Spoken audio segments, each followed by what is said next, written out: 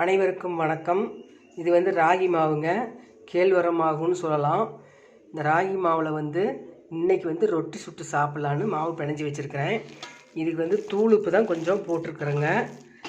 வெங்காயம், பச்சை மிளகாய், கருவேப்பிலை, கொத்தமல்லி தழை, கொஞ்சமாக சீரகம் போட்டிருக்கேன். இதெல்லாம் பிணைஞ்சி வச்சுட்டு ஒரு அரை மணி நேரம் ஆச்சு. நல்லா மூடி வச்சுட்டேன் தட்டம் போட்டு. இப்போ நல்லா ஊறி இருக்குது. இப்போ சுட்டோம்னா நல்லா மெது சாஃப்டாக சூப்பராக இருக்கும் சாப்பிட்றதுக்கு.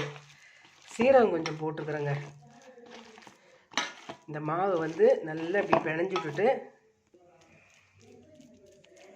தோசைக்கல் சூடான உடனே ஸ்டவ்வை மீடியமாக வச்சுக்கணும். மெதுவாக இப்படி தண்ணி தொட்டு மெதுவாக தட்டணுங்க. சின்ன சின்னதாக தட்டி அடை, ராகி மாவு ரொட்டி அடை எப்படி வேணால் சொல்லலாம். ஒவ்வொரு ஊரில் ஒவ்வொரு மாதிரி சொல்லுவாங்க. சாப்பிட்றதுக்கு சூப்பராக இருக்கும். கால்சியம் சத்து, இரும்பு சத்து நிறைய இருக்குது ராகி மாவில். எல்லாருமே சாப்பிட்லாங்க. காலையில் நேரம் 2 ரொட்டி சாப்பிட்டா போதும். மத்தியானம் வரைக்கும் பசிக்காது.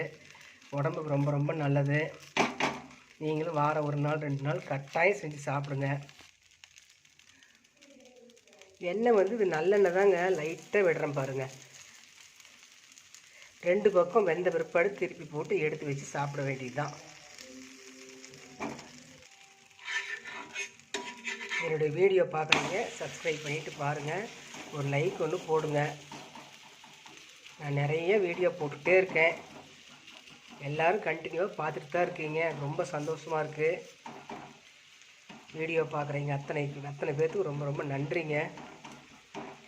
சப்ஸ்கிரைப் பண்ண அத்தனை பேர்த்துக்கும் ரொம்ப ரொம்ப நன்றி.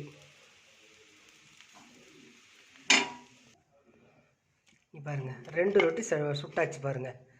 இதெல்லாம் ரொம்ப ரொம்ப சிம்பிளாக செய்கிற வேலைங்க. இதெல்லாம் உடம்புக்கு ரொம்ப ரொம்ப நல்லது. அடிக்கடி செஞ்சு சாப்பிடுங்க. 2 ரொட்டி சூப்பராக செஞ்சுட்டேன். இனிமேல் தான் சாப்பிடணும். 10 மணி ஆச்சு காலையில். தேங்க்யூ.